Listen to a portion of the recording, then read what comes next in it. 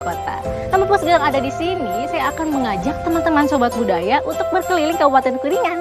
Ikutin saya terus ya.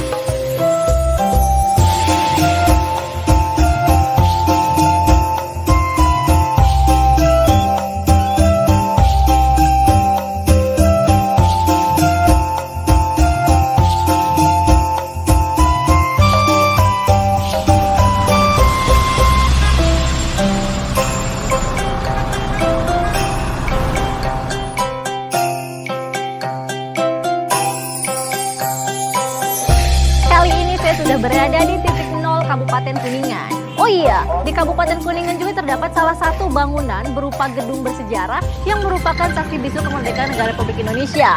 Mulai penasaran gak sih? Ikutin saya terus ya.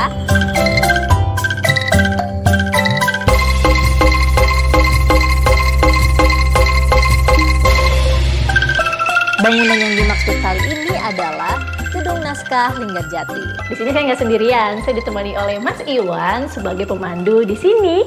Nah, mungkin teman-teman penasaran ya, ada apa aja sih barang yang dipamerkan di sini?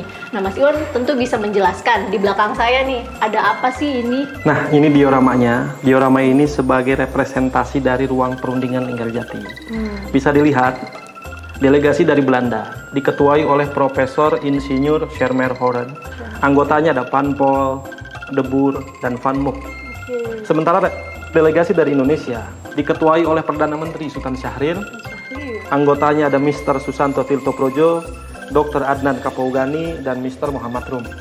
Sementara yang di meja oval sebelah sana itu meja saksi, notulis. Di sana ada Dr. Leimena, Dr. Sudarsono, Mr. Amir Sarifuddin, dan Mr. Ali Budiarjo. Kalau yang berdiri satu orang itu Lord Kiran, mediator, penengah perundingan dari Inggris.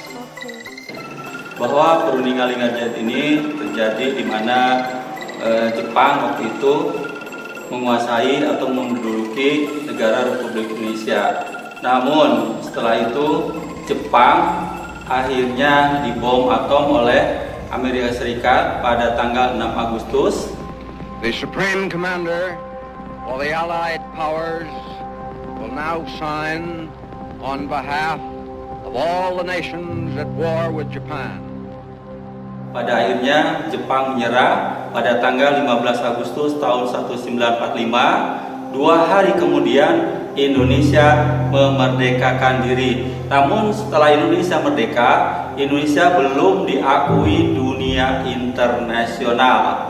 Kemudian diadakan konferensi Hopolo, tapi itu tidak menghasil apa-apa alias gagal. Kemudian dilanjutkan perundingan Linggarjati yang dilaksanakan dari tanggal 11 sampai dengan 13 November tahun 1946. In de woning waarin Shahriar tijdens zijn verblijf in Cheribon is gehuisvest, wordt in gezelschap onder meer van Lord Killern en ingenieur Sukarno de lunch gebracht.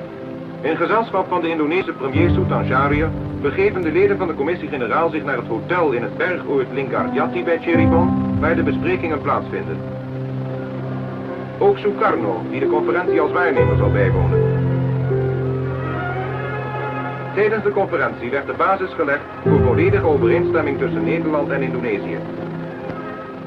Na afloop van deze historische bijeenkomst vertrekken de leden van de delegaties.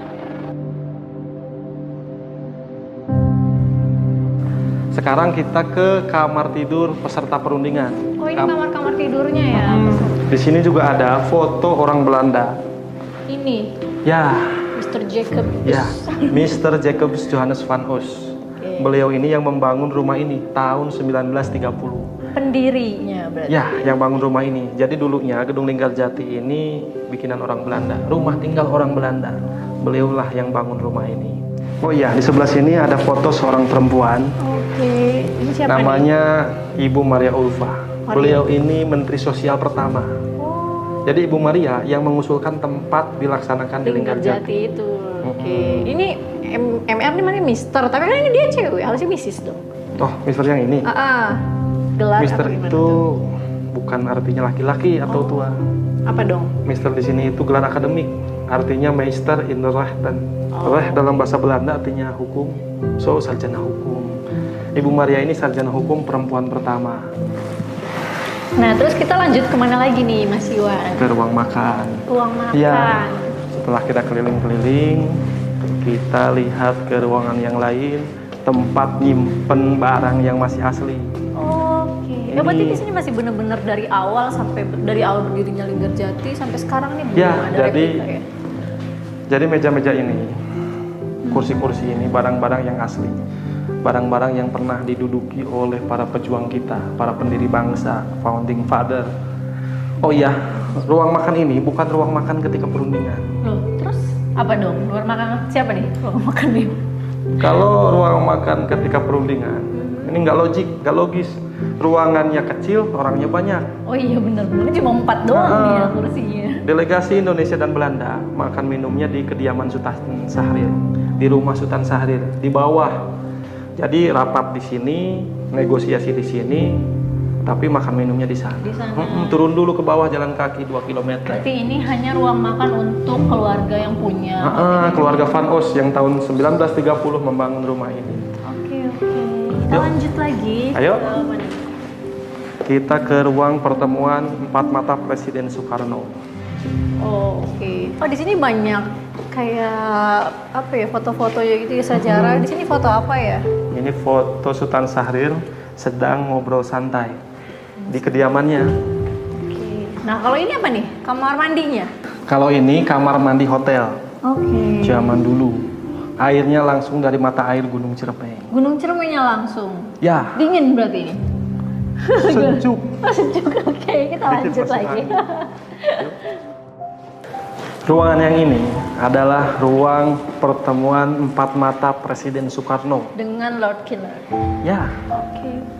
Di sini banyak foto-foto nih, bisa dijelasin itu sedang apa, mereka sedang menjelaskan apa. nah, jadi waktu itu ketika perundingan dilaksanakan, Bung Karno nggak ikut berunding. Oh, kenapa dia kayak gitu? Jadi waktu itu sistem pemerintahan kita, Republik Indonesia parlementer. Parlementer. Artinya presiden itu hanya sebagai simbol negara, kepala negara. Urusan-urusan pemerintahan ada Perdana Menteri. Sultan Syahrir. So yang ikut berunding ketuanya Sultan Syahrir.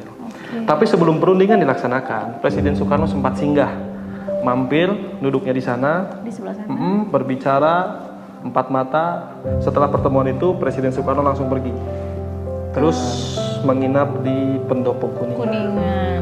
Waktu itu Presiden Soekarno, kemudian Wakil Presiden Hatta ya tinggal di Kuningan. Kemudian kepada delegasi Belanda itu apa istilahnya mengundang makan malam di sana.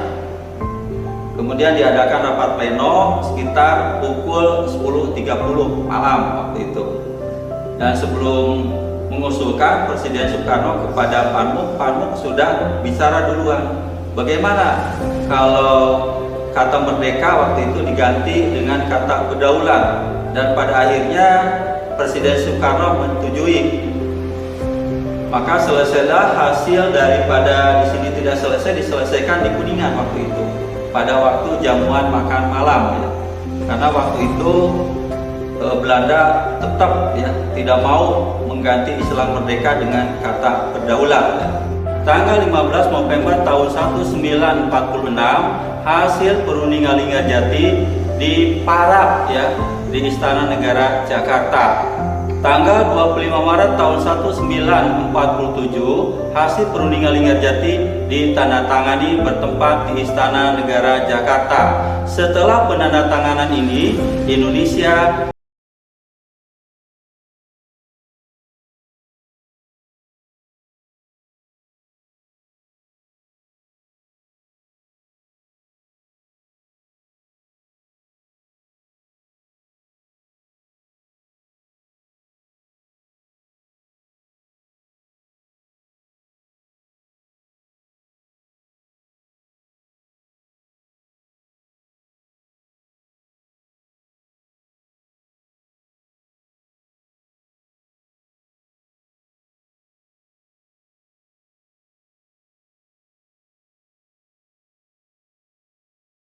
Kabupaten Kuningan yaitu hucap atau tahu kecap. Mengutip dari ungkapan Bung Karno, bangsa yang besar adalah bangsa yang tidak melupakan sejarahnya. Maka dari itu, mari kita kunjungi, lindungi, dan lestarikan cagar budaya.